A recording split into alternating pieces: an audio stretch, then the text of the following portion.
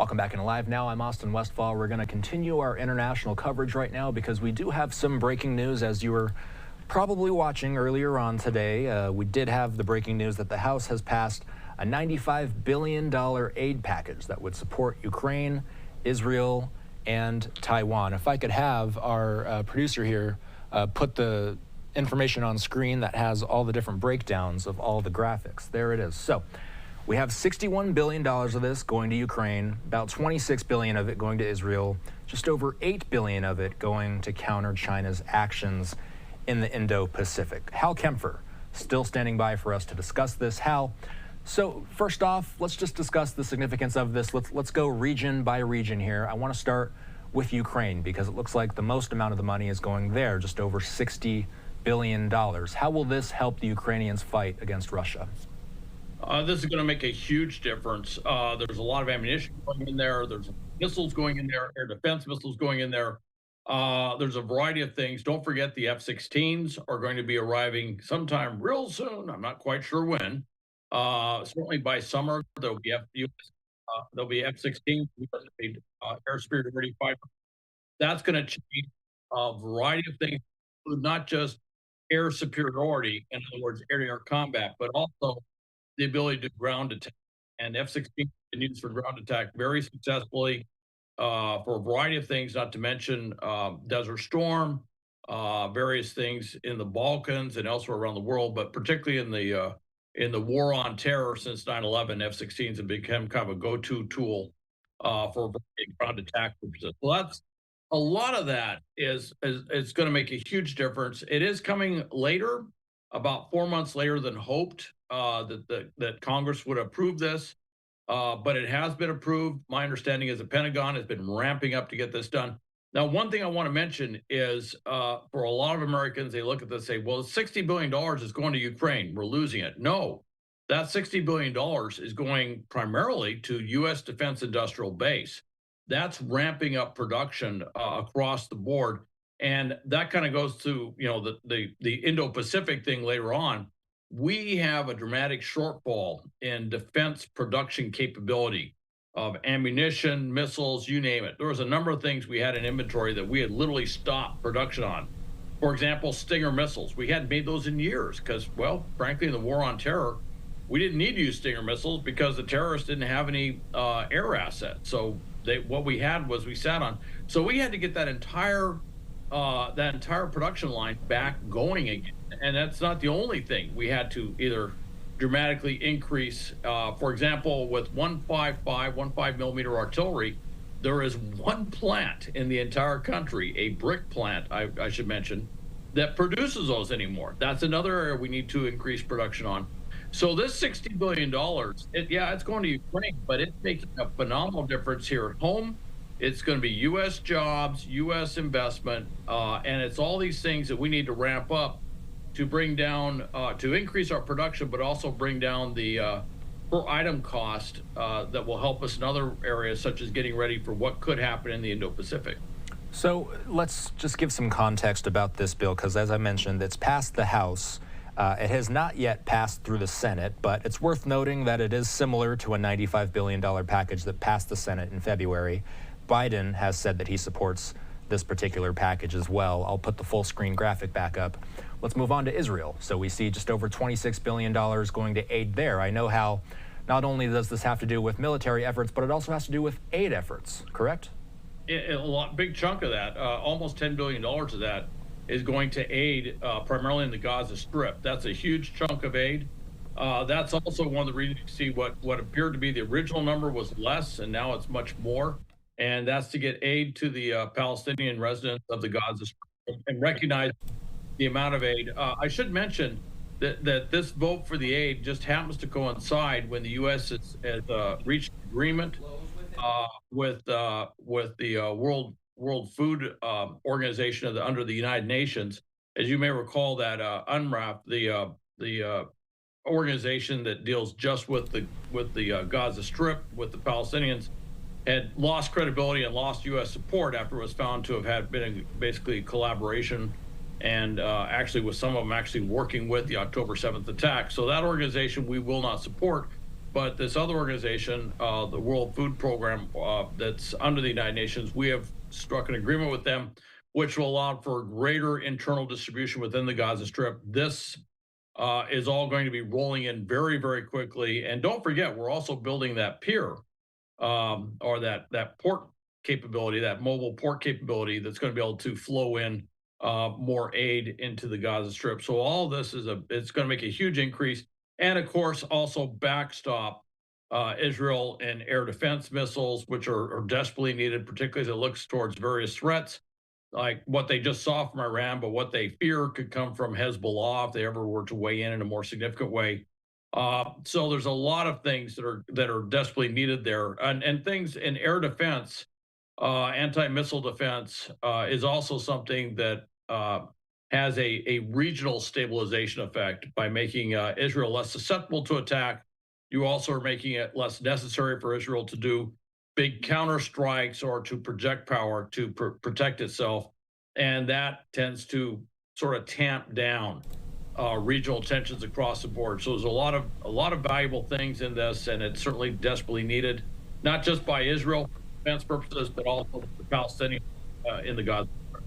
So, Hal, I'll also read this coming in from Chuck Schumer, the lead Democrat in the Senate. Obviously, this bill is headed to the Senate now that it's passed the House. He says the Senate stands ready to take the next step on the national security supplemental. The House, at long last, approved funding for Ukraine, Israel, Indo-Pacific, and humanitarian assistance. And the Senate locked in an agreement to finish the work with the first vote on Tuesday. We just watched live as the Senate adjourned for the weekend. They were working on this Saturday. So we've talked Israel, we've talked Ukraine, Indo-Pacific. That's the next one, Hal. Obviously, Taiwan comes to mind. What's the importance there? Taiwan is very much in mind. This provides some very much needed defensive capabilities going to Taiwan to basically deter China from ever thinking of doing an amphibious invasion.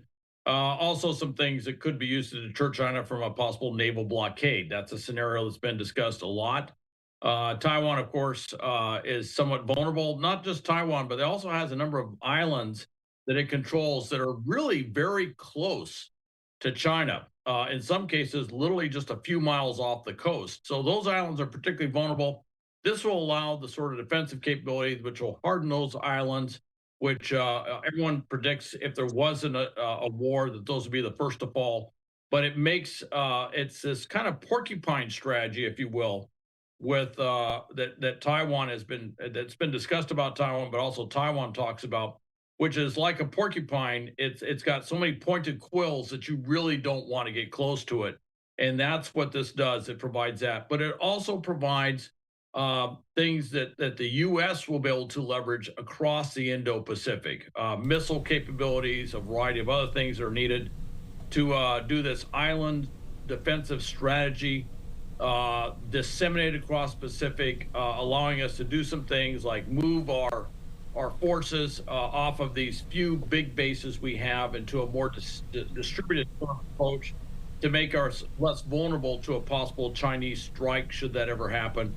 And so there's a lot of things packed in this bill that were needed, not just for helping Taiwan, but also for helping U.S. forces in defending, not just defending Taiwan, but defending a lot of our neighbors out there. Don't forget, China is also locked horns very much with the Philippines, particularly in the South China Sea or the East Philippine Sea, depending on semantically which term you use for that. And there's been a number of maritime confrontations at sea with the Philippines that the Chinese Coast Guard and Chinese maritime forces have engaged in. They've also been doing things in the maritime way with Vietnam and others. So there's a lot of reasons why the U.S. wanted to see this from its Indo-Pacific strategy across the board, why we needed to see this investment.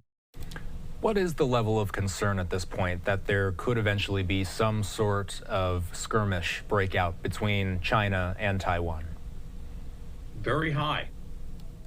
In fact, there's been a number of people say they expect it to happen in the next few years, maybe 5 or so years. But there's a lot of concern that China, for a variety of reasons, not the least of which internal to China, their internal political situation, they've got phenomenal tensions within China.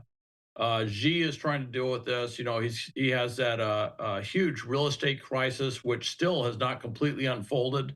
They did this huge Belt and Road initiative around the world with investment and infrastructure around the world. Well, a lot of those investments were things that any business savvy businessman would have said that's a bad idea. And China went ahead and did it, and they did it in such a way that it was supposed to be a loan to a number of these countries. Well, there's been some countries that say we can't repay your loan, and the terms are usurious in some ways. And there's a fear that they call it the $1.1 trillion potential debt bomb that they have from overseas exposure from some of these investments they've made. That's a big one. And then they got a demographics problem, which is the one child policy has left this huge hole in their population for children, for working age. They basically have a graying workforce, but they don't have this replacement workforce, because they had the one child policy. And that has always been China's big competitive advantage is they had this huge population which could provide low cost labor. Well, now they're not going to be able to do that. And with that, not all those children or all that or young adults are all that thrilled with the opportunities. Because there are less children, they tended to go off to college. They got an education. They did all these things. Well, they're not too thrilled about the idea that they're going to spend the rest of their life working in a sweatshop or some sort of industrial setting. They were looking at more white collar jobs. Well, there may not be enough of those for that young population. So that causes tremendous social tensions. All of this is a way of saying China is feeling a lot of pressure to do something to externalize these internal pressures. And they have these over the arching claims on everything in the South China Sea. It is a recipe for them to try and do something. So, yeah, there's a lot of concern that they're going to do something in the coming years. All right, Hal, we will leave it there for now. We appreciate all of your analysis today. Have a good rest of your weekend. All right, you too, Austin. All right, let's slide away. I believe our producer Caleb here, yes, we do have that graphic to pull up here on screen. We have the White House weighing in on the passing of this foreign aid bill in the House. Today, members of both parties in the House voted to advance our national security interests and send a clear message about the power of American leadership on the world stage. At this critical inflection point, they came together to answer history's call, passing urgently needed national security legislation that I have fought for months to secure. This package will deliver critical support to Israel and Ukraine, provide desperately needed humanitarian aid to Gaza, Sudan, Haiti, and other locations impacted by conflicts and natural disasters around the world, and bolster security and stability in the Indo-Pacific. It comes at a moment of grave urgency, with Israel facing unprecedented attacks from Iran and Ukraine under continued bombardment from Russia. I want to thank Speaker Johnson, Leader Jeffries, and the bipartisan coalition of lawmakers in the House who voted to put our national security first. I urge the Senate to quickly send this package to my desk so that I can sign it into law and we can quickly send weapons and equipment to Ukraine to meet their urgent battlefield needs. Of course, we also saw that Chuck Schumer has made every indication that they will do so in the Senate on Tuesday. Biden saying he will sign it when it reaches his desk.